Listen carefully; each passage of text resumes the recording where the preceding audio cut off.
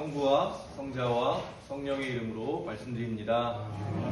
한 주일 동안 잘 지냈습니까? 네, 우리 옆에 분에게 한번 인사 나누시죠. 예수님의 이름으로 축복합니다. 예수님의 이름으로 축복합니다. 축복합니다. 네, 반갑습니다. 잘 오셨습니다. 잘 오셨습니다. 네. 잘 오셨습니다.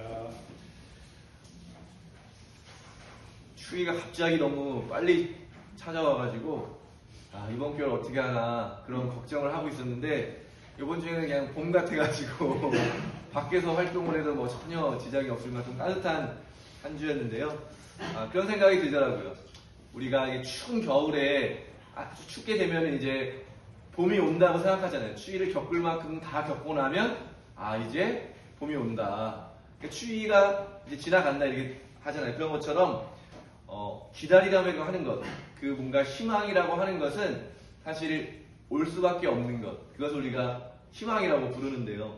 이 따뜻한 겨울 날씨를 겪으면서 미리 막 보여주시는 이 봄의 이 희망을 가지고 이 추운 겨울을 버텨내야겠다 이런 생각이 들더라고요. 그러니까 희망은 우리에게 힘을 주는 그런 것이 아닐까 그런 생각을 하게 됐습니다. 대림절, 우리 주님이 오심을 기다리는 이 대림절에 주님을 꼭 만나시는 축복이 있게 되시기를 바랍니다. 세대론이라는 말 혹시 들어보셨어요? 세대론? MZ세대 이런 말 들어보셨죠? MZ세대. 저도 몰라 찾아봤더니 정확하게는 밀레니얼 세대하고 Z세대라는 말 합쳐가지고 썼다고 하더라고요. 저하고 아내하고 나이 차이가 조금 나거든요. 그래서 이제 아내 또래 친구들하고 같이 만나면 자기들은 뭐 N세대, 뭐 무슨 세대 했다고 막 얘기를 해요. 자기들끼리. 저한테 그러면 무슨 세대였냐요? 난 신세대였다.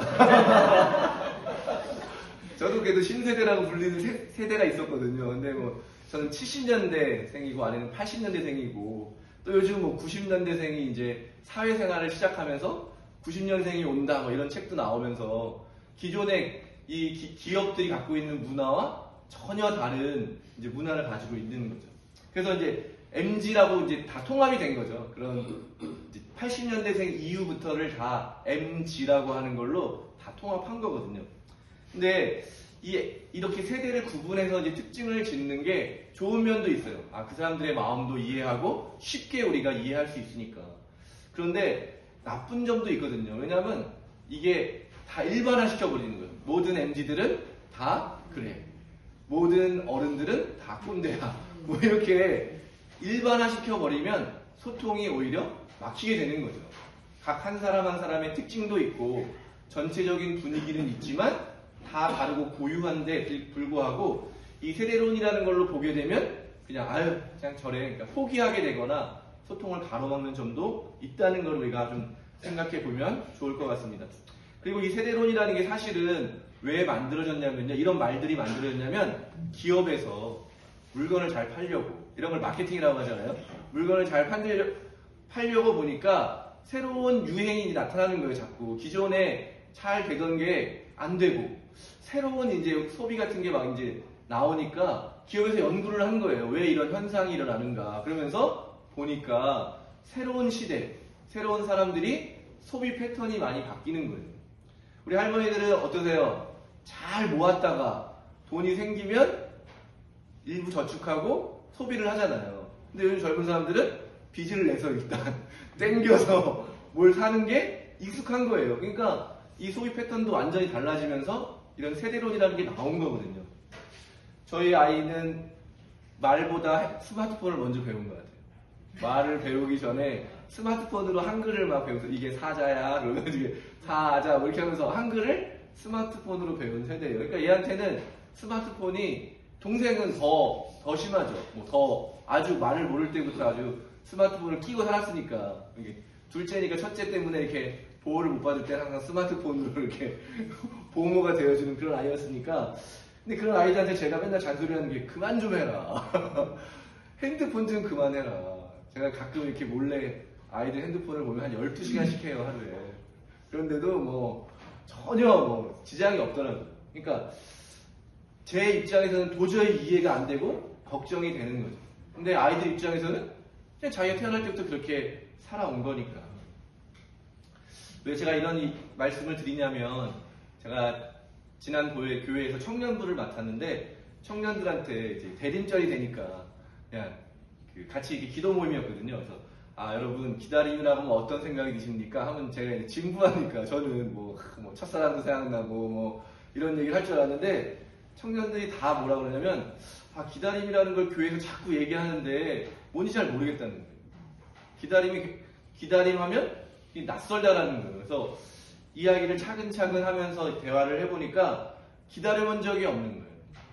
버스를 타러 갈 때도 저희는 다 버스는 기다렸다가 타는 거잖아요. 근데 그 친구들은 스마트폰으로 해서 딱 정확하게 맞춰서 가기 때문에 정류장에 도착하면 버스가 와요. 기다릴 일이 없는 거죠. 카페 같은 데서 친구를 기다리다가도 노트북을 딱 펴면 공부를 하거나 뭐 좋아하는 영화를 보거나 원하는 모든 걸 하는 시간이 되는 거지 기다리는 시간이 없는 거예요. 그 친구랑 약속을 해서 저희 때는 기본 코리안 타임 들어보셨죠? 몇 분 정도 였어요 코리안 타임. 네, 여기 30분 또 뭐 1시간 기다려본 분도 있고 뭐 성격에 따라 10분에 자르는 분도 있는데 요즘은 그런 게 없어졌어요. 딱 5분 전에 안 오면 전화를 하더라고요.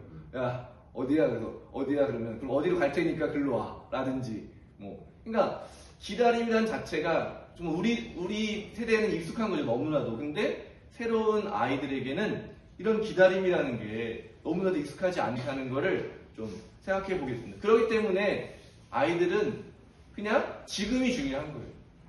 왜냐하면 저는 어릴 때 좀 가난했어요. 뭐라 그러죠? 이렇게 제 방도 없었고 같이 함께 가족들이 같이 한 방에서 지내는 거고 뭐 여러 가지 어떤 새 옷 같은 것도 보다는 헌옷을 많이 입었고 뭐 그런 시대였는데 저희 아들은 태어날 때부터 그냥 아주 제가 볼 때는 저에게는 금수저죠. 할머니, 할아버지, 외할머니, 외할아버지가 그냥 올인해가지고 완전히 얘한테 필요한 장난감을 막 수없이 사주니까 먹고 싶은 걸 못 먹어본 적이 없는 것 같아요. 간신히 건강을 위해서 막 먹이는데 편식을 할 뿐이지 그냥 고기 먹고 싶다 그러면 소고기부터 해가지고 저는 굉장히 늦게 구워 먹는 소고기를 먹어봤는데 저희 아들이 4살 때인가 말을 한참 할 때인데 소고기를 먹더니 진짜 맛있다. 진짜 맛있다 이렇게 얘기를 하는 거예요. 그래서 그 얘기를 들으신 할머니 할아버지들이 지금도 밥을 먹을 때면 소고기를 사주시는 거예요. 진짜 세상이 너무 다르다. 근데 그러니까 우리 아들에게는 그 5살에 먹어본 소고기 그거보다 자기가 벌어서 소고기를 어떻게 사 먹겠어요. 그러니까 미래가 점점 나빠지는 거죠. 저희 때는 점점 좋아지니까 기다림, 희망이라는 것이 좋은 의미였다면 이 아이들에게는 기다림이라는 거는 필요 없는 거고 지금 다 더 좋은데 또 세상이 나빠질 수 있다는 거예요. 코로나가 애들 경험했잖아요. 아이들이 코로나를 경험하고 전쟁도 경험하고 언제 이 좋은 시절이 끝날지 모른다라고 하는 게 그 아이들의 경험 속에서 생겨나는 생각이라는 거예요. 그러니까 전혀 다른 세상을 살아가고 있다는 거죠. 그러니까 기다림이라고 하는 게 각자 사람들에게 다를 수 있다라는 거를 청년들과 대화하면서 좀 많이 제가 배우게 됐습니다. 그런 의미에서 오늘 성서에서 대림절, 기다림에 대해서 이야기하는데요. 대림절을 기다림의 시간이라고 말하는데 오늘 예배 가운데 또 한 주일 동안 우리 스스로에게 또 하나님에게 확인해야 될 거는 나는 무엇을 기다리고 있나? 나는 진짜 무엇을 바라고 있나? 이게 굉장히 중요한 것 같아요. 그래서 그것을 이제 확인해 보게 되는 거죠. 내가 정말 예수 그리스도를 다시 만날 그 날을 고대하고 있는가? 정말 주님이 주시는 그 영광의 나라를 나의 삶의 중심에 두고 있는가? 아니면 그렇지 않은가? 그렇지 않을 때 다시 한번 우리가 회개해서 주님께로 돌아오는 그 여정이 이 대림절의 여정인 것입니다. 그래서 오늘 마르코복음 1장 1절에서 이렇게 이야기하는 거죠. 하나님의 아들 예수 그리스도에 관한 복음의 시작. 우리 모두가 들어야 될 복된 소식이 있다는 거예요. 성서의 시작을 그렇게 말하고 있거든요. 제가 주중에 신앙 강좌 3일 동안 복음에 대해서 이야기하면서 함께 읽었던 로마서 말씀인데요. 같이 제가 한번 읽어드리도록 하겠습니다. 한번 잘 귀 기울여 들어보시기 바랍니다. 장차 우리에게 나타날 영광에 비추어 보면 지금 우리가 겪고 있는 고통은 아무것도 아니라고 생각합니다. 모든 피조물은 하나님의 자녀가 나타나기를 간절히 기다리고 있습니다. 피조물이 제 구실을 못하게 된 것은 제 본의가 아니라 하나님께서 그렇게 만드신 것입니다. 그러나 거기에는 희망이 있습니다. 곧 피조물에게도 멸망의 사슬에서 풀려나서 하나님의 자녀들이 누리는 영광스러운 자유에 참여할 날이 올 것입니다. 우리는 모든 피조물이 오늘날까지 다 함께 신음하며 진통을 겪고 있다는 것을 알고 있습니다.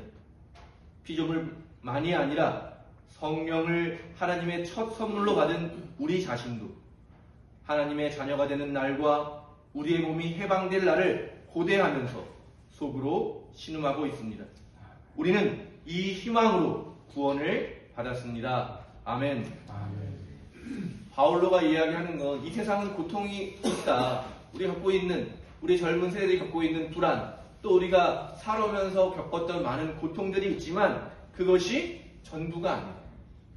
이 세상을 통해서 연결될 하나님이실 영광의 그날을 바라고 기다리는 것, 있다고 믿는 거죠. 그것이 그 희망으로 우리 모두가 다 구원을 받았고 모든 피조물들이 신음하고 고통당하는 이 모든 것이 깨어지고 다시 온전한 하나님의 아름다운 날들이 회복될 것이다. 그러니까 이게 우리가 구원받는 복음의 내용이라는 거예요. 그래서 제가 3일 동안 이걸 압축해서 설명드리면 이 복음 안에 들어있는 첫 번째는 하나님께서 저와 여러분을 너무나도 사랑하신다. 저와 여러분을 귀하게 한 분 한 분을 빚어서 만들어 주셨다.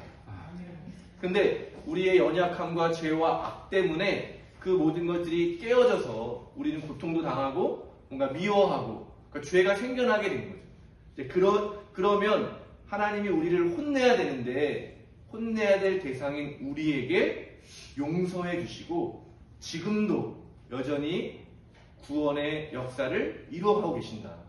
아브라함을 부르시고 이스라엘 민족을 세우시고 약속의 땅으로 인도하시는 이 모든 여정들이 이어져서 나를 구원하시기 위한 하나님의 손길이 여전히 일하고 계시다라고 하는 것을 우리가 이 복음 안에 담겨 있다는 거죠.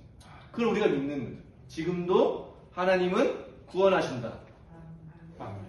네, 안 믿어지시면 하나님 앞에 믿음 달라고 한번 간구했으면 좋겠어요. 하나님이 지금도 여러분 한 분 한 분을 귀하게 여기시고 구원하기를 원하십니다. 그래 이 복음이 있다는 거죠. 이 복된 소식이 전해졌고 우리가 들었고 이제 또 아직 듣지 못한 사람들에게 전해져야 된다. 그래서 오늘 바울로 이 사도가 이야기한 것처럼 신음하고 있는 모든 피조물들이 다시 한번 하나님 안에서 온전하게 되는 것, 창조의 완성을 이루어내는 그 마지막 날에 대한 희망이 우리를 구원한다.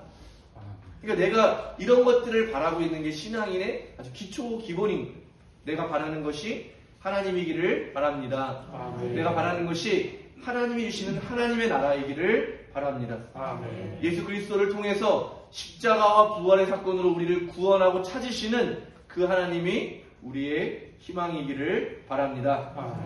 한 주일 동안 깊이 여러분의 삶을 돌아보시면서 또 하나님의 말씀을 묵상하시면서 내가 진정 바라야 할 것이 무엇인지를 알아차리시는, 그래서 주님께로 돌아가고 주님을 만나는 그런 날들이 될 수 있기를 바랍니다. 그런 관점에서 오늘의 말씀 중에 저는 묵상하면서 떠오른 게 광야에서 소리가 들려왔다는 거죠. 그 소리가 생각해보세요. 그 당시에도 예루살렘에 성전이 있었어요. 거기에는 제사장도 있고 또 율법학자들도 있고 이렇게 종교적인 지도자들이 많이 있었어요. 또 각 살고 있는 마을 중심에는 우리 교회가 있는 것처럼 회당이 있었어요. 회당에 안식일이면 모여서 말씀을 읽고 교리도 배우고 하나님에서 율법도 배우고, 그러니까 사람들이 하나님을 만나라고 예상했던 곳은 예루살렘 성전이나 각 마을에 있는 회당 같은 곳에서 하나님을 만나야 되는데 이 복음의 소리는 중심이 아닌 변방, 광야에서 들려왔다는 거예요. 전 여러 가지 의미가 있다고 생각이 드는데요. 한번 여러분도 각자 묵상해 보실 제목이라고 생각이 듭니다. 그런데 신영국 선생님이 이렇게 이야기하셨어요. 책 중에 변방을 찾아서 한 책이 있거든요. 그분이 마을 곳곳에 자기가 쓴 글씨들이 어디에 쓰여 있는지 이런 걸 가지고 글씨를 요청하면 다 잘 써주셨거든요. 제가 강릉교회를 개척했는데 강릉에도 그분 글씨가 막 있어요. 왜냐하면 그분을 좋아하는 분들이 역할을 맡으면 뭘 할 때 꼭 글씨를 부탁해가지고 그 글씨를 이렇게 달아두거든요. 그러면 선생님이 꼭 잊지 않고 1년에 한두 번씩은 꼭 자기 글씨가 있는 곳에 찾아가세요. 근데 주로 이제 지방, 변방이라고 불리는 곳인데 그곳을 이제 설명해 주신 책이 변방을 찾아서 한 책인데 거기서 이제 이야기하시는 거죠. 변방은 소외된 곳이 아니다. 변방은 중심에서 멀어져 있지만 항상 역사를 보면 변방에서 새로운 역사가 시작됐다. 중심이었던 곳이 이렇게 뭔가 변질되고 뭔가 항상 이렇게 쇠락해 갈 때 변방의 새로운 기운들이 그것들을 새로운 시대를 열어가는 것은 그래서 항상 변방이었다. 이렇게 이야기하셨거든요. 그러니까 비슷한 맥락인 거죠. 그 당시에 종교가 제 기능을 하지 못하고 하나님을 드러내지 못하니까 아무도 기대하지 않았던 곳, 광야에서 하나님의 소리가 외쳐지게 된 거죠. 바꾸어서 이제 우리 자신으로 또 적용해 보자면 우리가 믿고 있는, 우리가 당연하다고 생각하는 상식, 우리가 속해 있는 문화, 당연하게 여기는 것들을 잠시 내려놓을 필요가 있다는 거예요. 누구나 다 인정하는 그 모든 시대의 소리를 잠시 내려놓고 아무도 예상하지 않았던 광야의 소리에 귀를 기울이는 시간이 이 대림의 시간입니다. 하나님을 만나는 창조의 시간 안으로 들어가는 길이다라는 것입니다. 여러분, 내 생각, 내 생활 방식, 내 뜻을 주장하는 것이 신앙이 아니라 그런 것들을 잠시 내려놓고 하나님의 뜻을 구하는 것이 신앙이라는 것을 여러분 기억하시기를 바랍니다. 그래서 이 대림절기에 우리가 기도해야 할 것은 아까 제가 말씀드렸던 것처럼 내가 진짜 바라는 것이 하나님이 바라는 것과 하나가 되게 하는 여정이 필요한 거예요. 그러기 위해서는 묻고 듣는 시간도 필요하고 내 삶을 성찰하는 시간도 필요하고 거기서 드러나는 것이 하나님의 뜻과 다른 것은 회개하고 돌이키는 시간도 필요하다는 것입니다.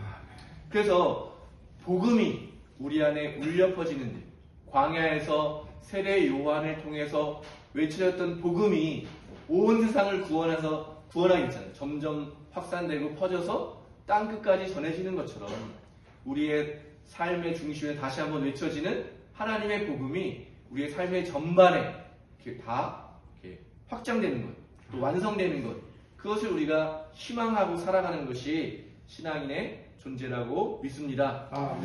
그런데 8절에 보면 이제 또 하나의 더 힌트를 주세요. 이 세례 요한이 예수님을 소개할 때 나는 너희에게 물로 세례를 베풀었지만 그분은 성령으로 세례를 베푸실 것이다. 그러니까 우리는 성령의 도우심을 받을 수 있다. 성령 하나님은요, 우리를 도와주시는 분이에요. 계속해서 날마다 말씀과 진리를 깨닫게 해주시고 예수님이 해주신 말씀을 기억나게 해주시고 나에게 필요한 하나님의 능력을 선물이 뭐죠? 돈 주고 이렇게 물건을 사면 뭐예요? 선물이에요? 돈 주고 산 건 선물이 아니잖아요. 돈 주지 않고 공짜로 받는 게 선물이잖아요. 근데 성령 하나님이 선물로, 은사로, 이게 선물이라는 뜻이거든요. 선물로 능력을 주신다는 거예요. 말씀을 깨닫고 말씀을 전하고 믿음이 생기고 뭐 지식, 지혜, 뭐 아픈 사람을 고치고 예언의 은사를 하고 예언의 은사도 뭐 미래를 맞추는 게 아니에요. 넘어져 있는 사람을 일으켜주는 거예요. 위로해주는 거예요. 회복시켜주는 거예요. 어떤 게 하나님의 뜻인지를 분별하는 것, 방언의 은사, 뭐 여러 가지 이 능력들을 우리에게 주신다는 거예요. 뭘로요? 네. 근데 우리가 항상 어떻게 대가를 내야 될 것 같은 내가 하나님 한 게 없는데 이걸 선물로 받으면 안 될 것 같은 늘 우리가 기브 앤 테이크로 생각을 하는데 성경은 분명히 얘기하는 거예요. 선물로 주신다.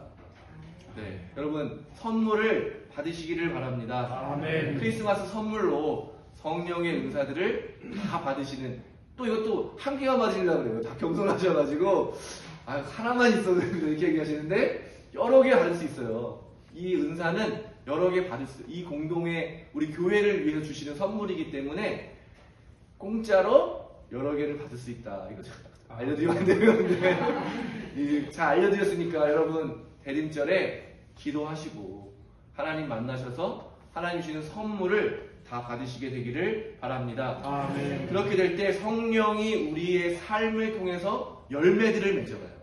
근데 그 열매는 나만 먹는 게 아니에요. 삶에서 맺혀지는 열매로 만나는 모든 사람들과 함께 누리게 되는 거예요. 9가지 열매거든요. 여러분 다 아시는 건데 한번 제가 읽어드릴게요. 사랑, 기쁨, 평화, 인내, 친절, 선행, 진실, 온유, 그리고 절제. 이 9가지 열매를 그렇게 성령 하나님을 의지하고 하나님 안에서 함께 살아가게 될 때 우리의 삶에서 맺혀진다는 거예요. 여러분 다 이런 열매를 맺는 거 너무 원하지 않으세요? 사랑의 사람이 되고 싶고 기쁨의 사람이 되고 싶고, 반대를 생각하면 미움의 사람이 될 거냐 사랑의 사람이 될 거냐, 기쁨의 사람이 될 거냐 슬픔의 사람이 될 거냐, 뭐 이거 쭉 보면 우리가 다 원하는 게 이거고, 사실은 뭐 재물보다도 세상의 그 어떤 것보다도 우리 인간이 가질 때 가장 우리를 행복하게 하는 것들을 성령 하나님이 우리의 삶 가운데서 맺어주신다는 거예요.